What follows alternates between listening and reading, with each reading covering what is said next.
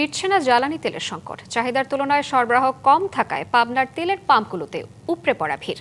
দীর্ঘ সময় অপেক্ষার পরেও তেল না পেয়ে ক্ষুব্ধ অনেকেই। এ বিষয়ে আরও জানাতে পাবনা থেকে সরাসরি যুক্ত হচ্ছেন সহকর্মী পার্থ হাসান।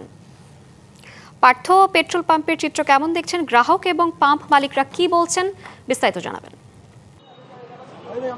ধন্যবাদ শ্রাবন্তী। আসলে সারা দেশের মতো পাবনাতেও কিন্তু এই অপর্যাপ্ত তেল সরবরাহের কারণে কিন্তু যে সংকট তৈরি হয়েছে, এতে কিন্তু আমরা দেখেছি সকাল থেকে রাত পর্যন্ত তেল প্রত্যাশী যারা রয়েছে তারা কিন্তু দীর্ঘ লাইনে অপেক্ষা করছেন। দীর্ঘ লাইন দেখা গেছে ব্যক্তিগত যে মোটরসাইকেলগুলো, তারা কিন্তু সকাল থেকে একবারে গভীর রাত পর্যন্ত অপেক্ষা করছেন। তারপরেও অনেকেই কিন্তু তেল পাচ্ছে না, তেল না পেয়ে তাদের কিন্তু ফিরে যেতে হচ্ছে।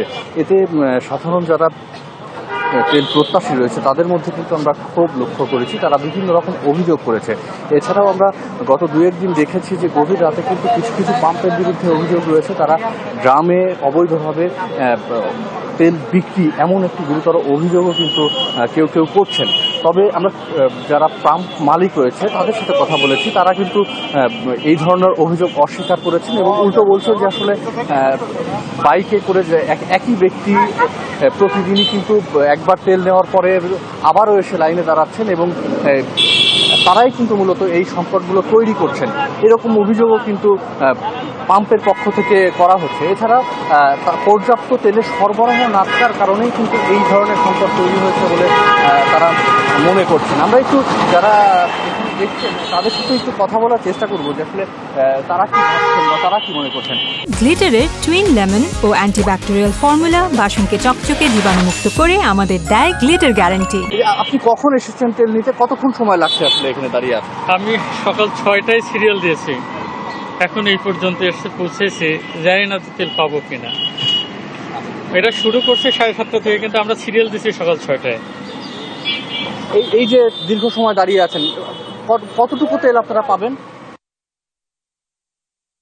আমার কলেজের ওপেনিং ডে, আমি এখনো তেল পাইনি।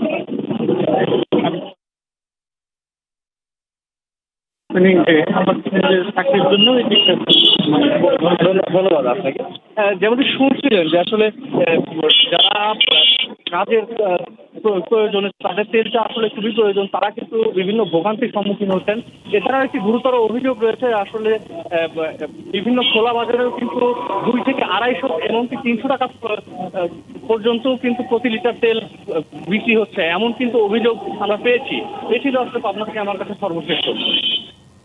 পার্থ, আপনাকে অসংখ্য ধন্যবাদ।